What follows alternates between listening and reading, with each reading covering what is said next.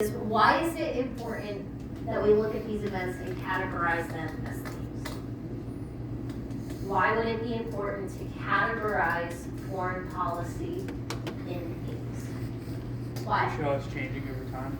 Exactly, to show that progression, that change over time. You're not going to have one policy that transcends 250 years of international and global development and is going to fit comfortably.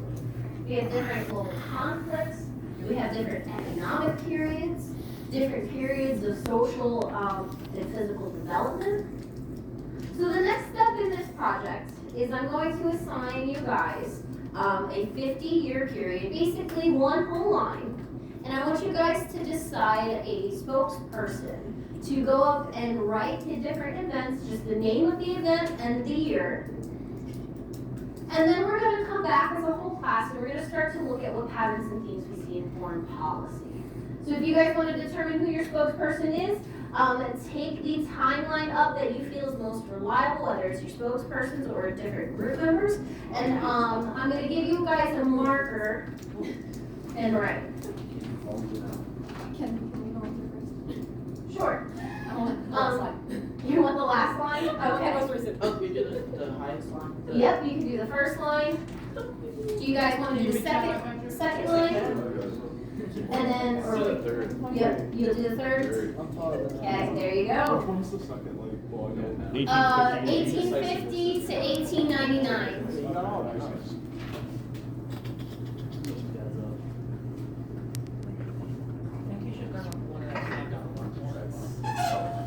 Oh, we're gonna use different color markers for different reasons.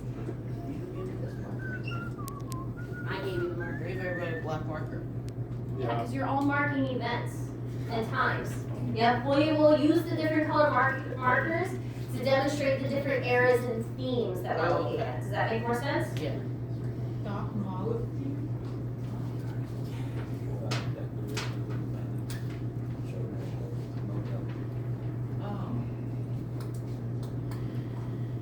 Here, I'll scribble it on so you guys can see that better too.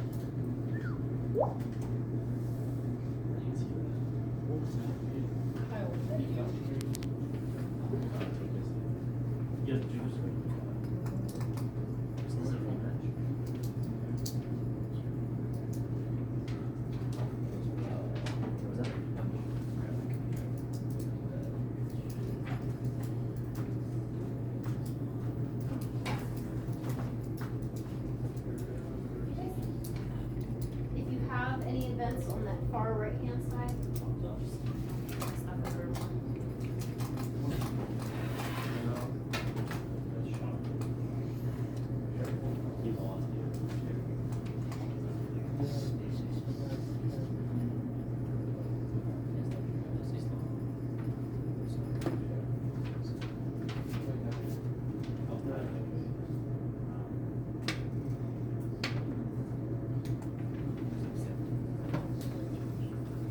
I'll take a marker with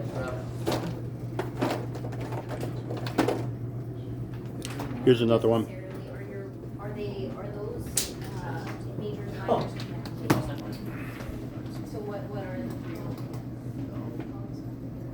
the? The old one that doesn't work, just throw it. I was just like super shut. So there's going to be a lot of prerequisites that we're going to need. So that's what I will look at, what courses are the same in the first part of like your lower classes level. The philosophy, all three of those are going to have very fundamental classes. You're going to have to take philosophy if you're a political science major or if you're studying international relations regardless, because because it's training you how to think differently. That being said, once you get into level 3, 4, 500 classes, that's where it might be a little harder, because that's when those programs start to spread out and be more focused with the program. If I would be hesitant out of any of the philosophy, just in terms of how you're going to be paying these classes. But don't let that stop.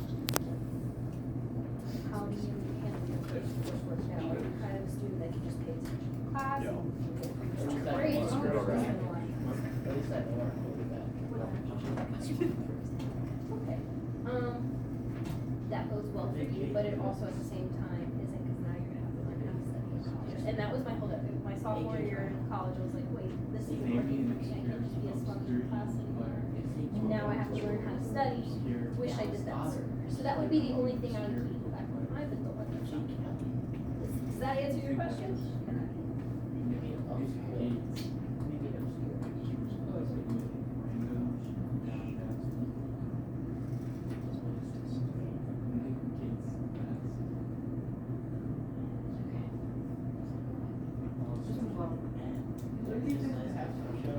We can get into that later.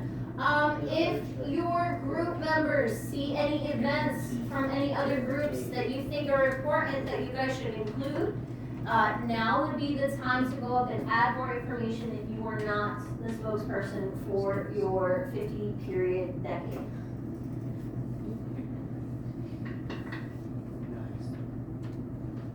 What are your thoughts, Patrick? That's about it. That's all my thoughts.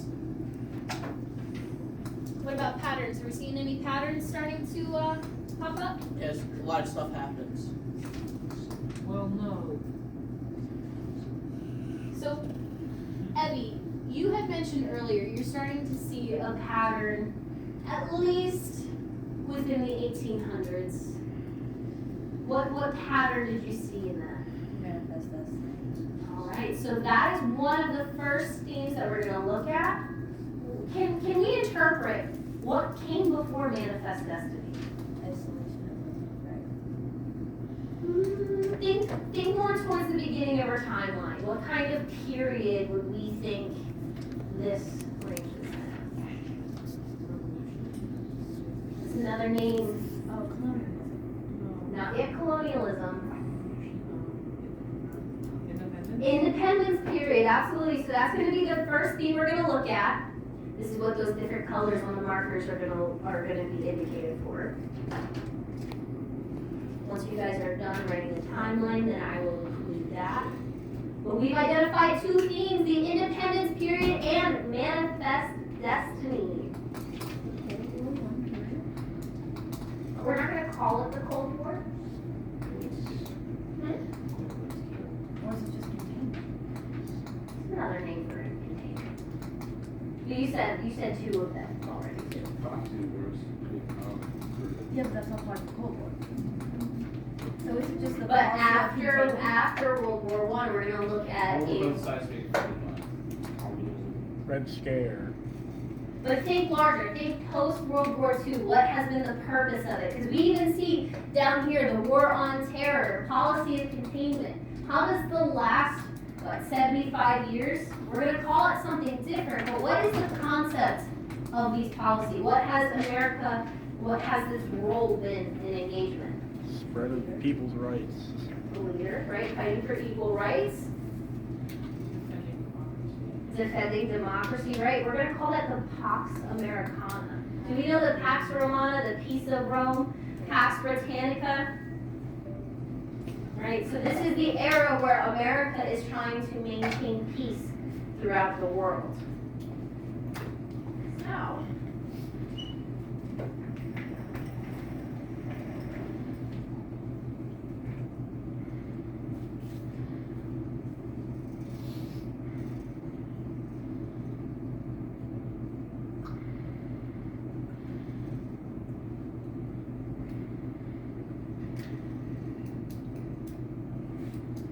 between 1825 and 1849, do we have any other events that we would like to add from any other groups?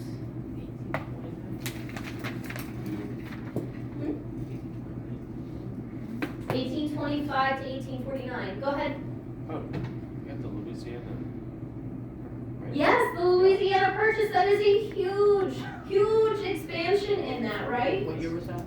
1803. 1803. That's crazy, Patrick. That's Patrick. You guys were talking about. That's like weren't you? 1/3 of America. It is. Think about that, the international implication of that. Not only are you looking at Spain, but you're looking at France, you're looking at Britain, and you're looking at the Native American tribes in that territory as well. I don't know if I spelled this right. We know what you mean. I don't know if I spelled that right either, that's not right at all.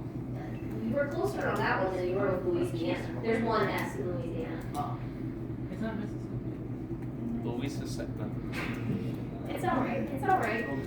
Purchase. I want to go and spell for the one song is Essie, Essie, you're good, you're good. Yeah. It's like MISSISSIPPI. Alright, so we've got lots of different events going on here. Nice job, guys. So we've identified this first section is going to be the independence period. And this is going to be the period that we're going to look at today.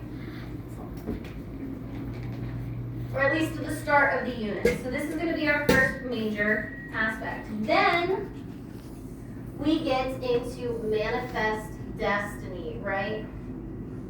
We can take that over through here.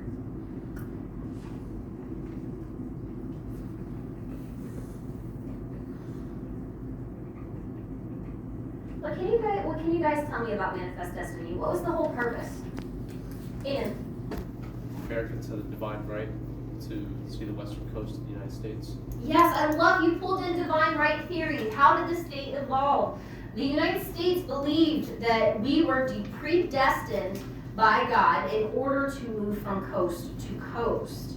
We're talking about era of containment.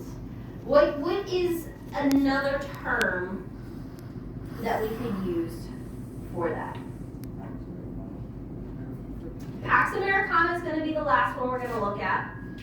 So that is going to be after World War II, right? The United States becomes a superpower in the world. Not only Pax Americana, not only do we play a major role in World War II in defeating the Axis powers, but we have also continued this global idea of maintaining peace, securing prosperity, maintaining or strengthening democracy abroad. So we're going to look at two other periods.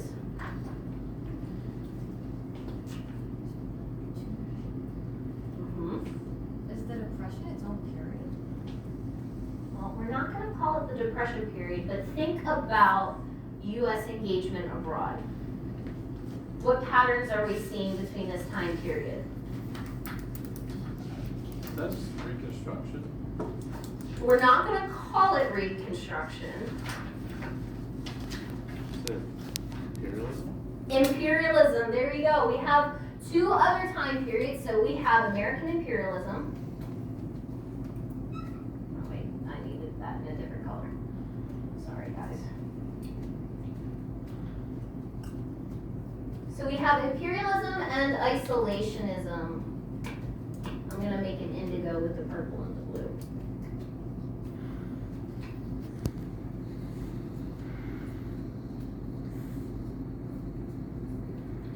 So we have isolationism comes first. And then we have American imperialism.